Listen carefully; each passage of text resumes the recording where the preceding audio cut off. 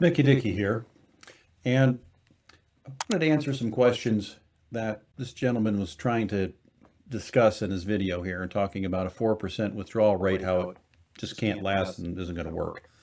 And he goes into a lot of convoluted items here, and I want to kind of let you listen to him for a second, and then I'll put my comments in a minute.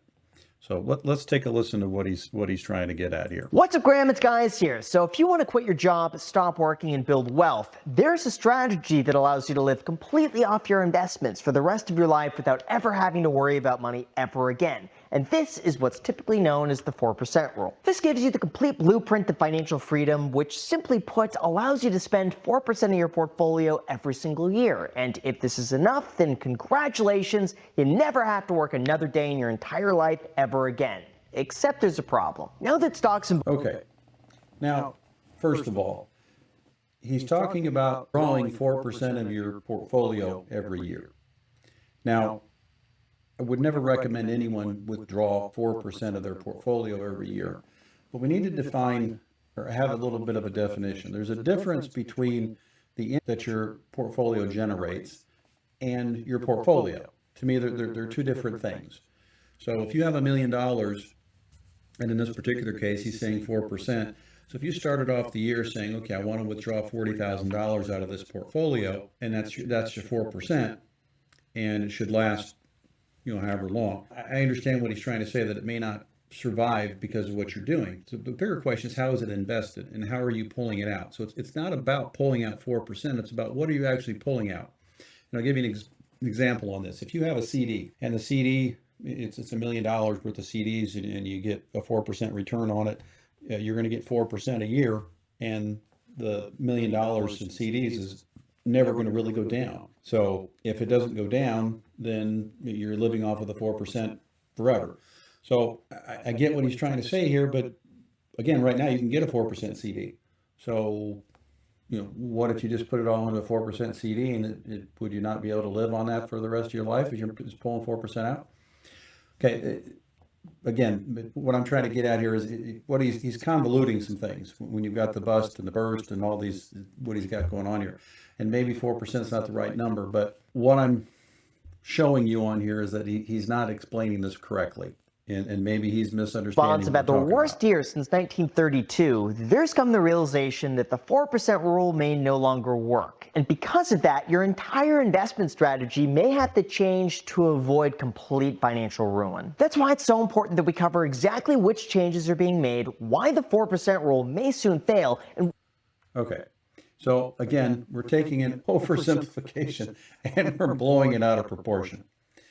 So what I want to focus on here is he's really making this convoluted and making it very, very difficult. Now, you're never going to do this, but I want, just for an example's sake, let's just say you're going to in dividend paying stocks, because you're wanting to do this 4% rule that he's talking about, or even 5 or whatever number you want it to be. Let me give you an example.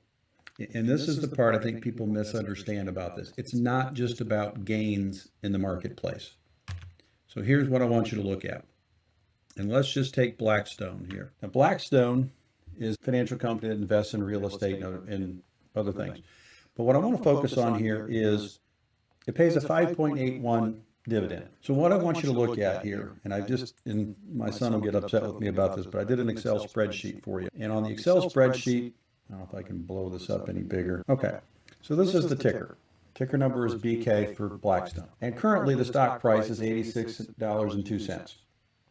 So if you have roughly $100,000, and heck, we'll just do this differently. Let's just do $1 million. Because again, you'd never really put $1 million in one stock, or maybe you shouldn't, I don't know. But if you have $86 per share and you had $1 million, and it's paying you $4.94 a share. Now, where does that come from? Relatively simple. What I'm showing you is that it's paying $4.94 per share.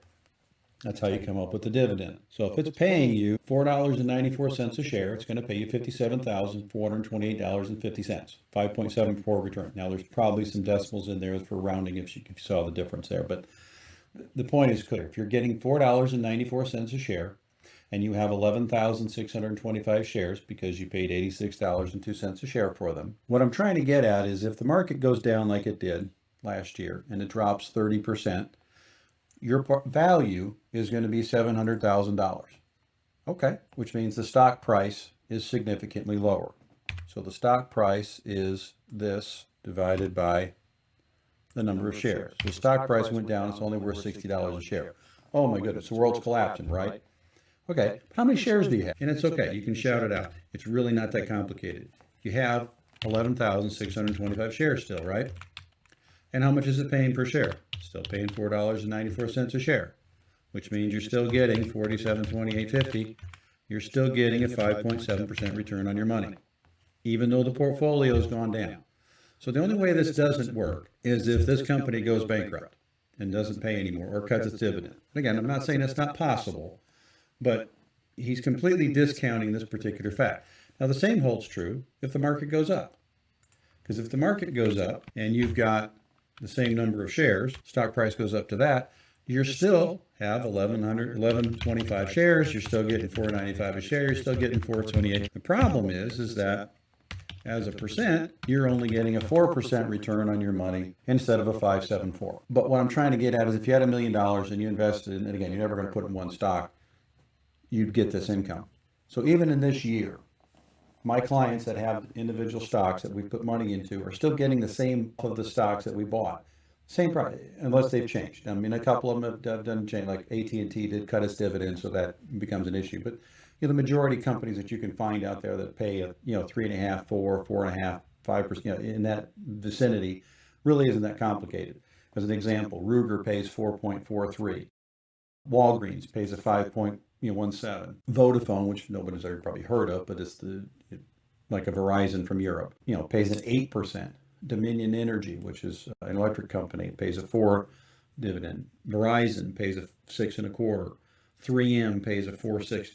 Dow pays a 4.8%. So I mean, there's a ton of individual stocks out there that you can buy, and if you're just running off the dividends, again, I'm not saying put all your money in one stock. It's the example I'm talking about because they're all the same thing.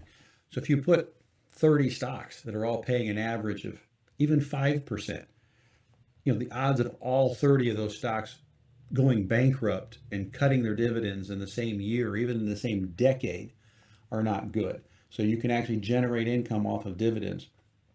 So, the fact that the stock market may or be going up or going down, again, he's convoluting the situation. What you could do about it to make money, as soon as we thank the sponsor of today's video, the subscribe button, because for the low cost of nothing, you'll get 3 new videos every single week. And as a thank you for doing that, here's a picture of a baby turtle. So thanks so much, and now let's begin. All right, so for those unaware, I've been an avid follower of what's called the Financial Independence Retire Early community, where the entire goal is to track your expenses, optimize your investments, and grow a portfolio to the point that would sustain your lifestyle for as long as you live. And to be honest, the framework is way easier than most people think. See, the basic early retirement strategy suggests that you would be able to spend 4% of your portfolio every single year throughout retirement without running out of money in the worst case scenario. That's because as your portfolio grows an average of 7.5% adjusted for inflation, data shows that you could safely spend half of that and leave the rest in your portfolio to continue growing so that you'll have more to pull from in the next year. But there were a few pitfalls that everyone needs to know about if you were to do this successfully. Like number 1,